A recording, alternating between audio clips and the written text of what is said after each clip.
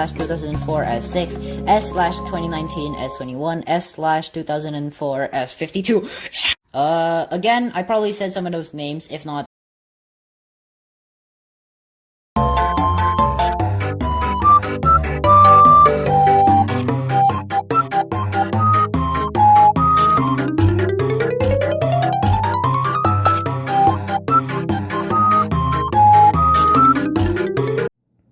Stars are amazing. They are magnificent any way you look at them, which I do not recommend as it might blind you.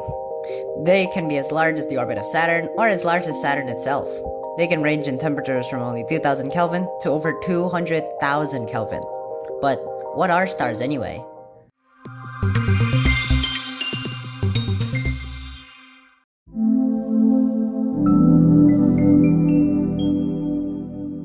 Contrary to popular belief, stars are not large balls of fire.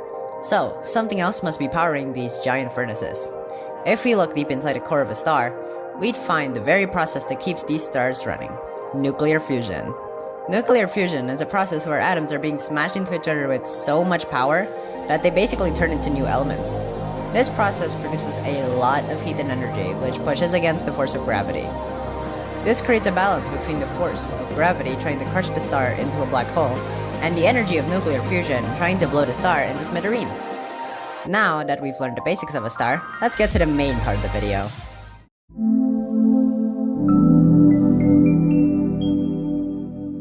Stars go through a life cycle, in which the star will undergo a lot of change as it evolves through the stages of its life. Unlike the life of the life forms we find on Earth, the life cycle of stars can last up to millions, billions, or even trillions of years. This cycle begins with birth. Stars are being formed in a large cloud of gas, also known as a molecular cloud. If you look deep inside the molecular cloud, we will find a process known as fragmentation. This is a process where a part of the cloud fragments from the rest of the cloud and becomes its own thing. The fragmented piece of gas will slowly compress and collapse under its own gravity. This results in the formation of what's known as a protostar. Let's focus on this specific protostar for today's video. As more and more matter falls into the young protostar, it begins to grow. Once it reaches a certain mass, our young protostar will begin nuclear fusion in its core. This part of a star's life is called the main sequence. Some of our young star's friends didn't make it into the main sequence. They are what's known as brown dwarfs. Brown dwarfs are also known as failed stars because they don't have enough mass to start nuclear fusion in their cores. Let's focus back to our star. It has now entered the main sequence stage of its life. There's a problem when stars enter the main sequence though. Nuclear fusion releases so much energy that the star starts to make what's known as stellar winds. These stellar winds blow away any more mass trying to feed the star and make it grow. So, at a certain point, it would just stop growing any larger. The main sequence is the longest part of a star's life, covering about 90% of their entire lifespan. In this stage of their life, stars burn hydrogen into helium. Fast forwarding billions of years into the future, the star is now slowly running out of fuel. It has already fused most of its hydrogen into helium. So, as an act of desperation, the star starts to burn the helium. But there's a slight problem with burning helium. It requires more heat and more pressure to do the helium fusion compared to doing hydrogen fusion. So, gravity took over for a while and the star contracts into a smaller size than it was before. But the contraction causes the helium atoms to be able to fuse all of a sudden.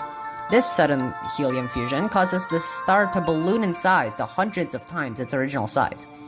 It is now in its red giant phase. Because the star is so much larger, the heat on its surface is distributed over a much larger area, causing the temperature of the star to cool down and making the star shine with a redder hue, hence the name red giant. One day, our sun will enter this phase and burn the inner planets to a crisp. The death of a star depends on its mass. Higher mass stars burn heavier and heavier elements in their core. The process goes like this. Helium turns into carbon. Carbon fuses into nitrogen. Nitrogen fuses into oxygen. Oxygen burns to neon. Neon burns into silicon. And silicon fuses to iron. Iron is nuclear ash. Fusing it into heavier elements require more energy than it produces. So, the star implodes in on itself at a quarter of the speed of light and produces a huge boom we know as a supernova. These supernovas will push the sparse gas from the interstellar medium into a wall of dense gas. This wall of dense gas will then expand for tens of thousands of years and eventually disperse its substance back into the galaxy. Low-mass stars like our sun don't go supernova when they run out of time. Instead, they die by releasing half their mass in strong stellar winds. This results in the formation of what's known as a planetary nebula. What remains of the star is a white dwarf, the core of the former star, about the size of Earth but as massive as the Sun. They are made of the leftover nuclei from the former star in a plasma state. White dwarfs are pretty interesting, so they'll be a topic for another video. But now, here is the last stage of a star's life, the rotting of its corpse. White dwarfs glow not through nuclear fusion, but through radiating what little heat they have left. Radiating this heat takes a really long time, as there really isn't a medium in a vacuum for the heat to spread. But after quadrillions of years, they will run out of heat eventually, and turn into a black dwarf. Black dwarfs do not radiate any heat of their own, and are as cold as the space around them, which by now would have cooled down to near absolute zero due to the expansion of the universe. So, there you have it, the life cycle of stars. Stars are amazing any way you look at them. Their range of sizes, their brilliant colors, and their life from birth to death always amazes me. I hope you enjoyed today's video. I'll see you next time! And remember, you're a star.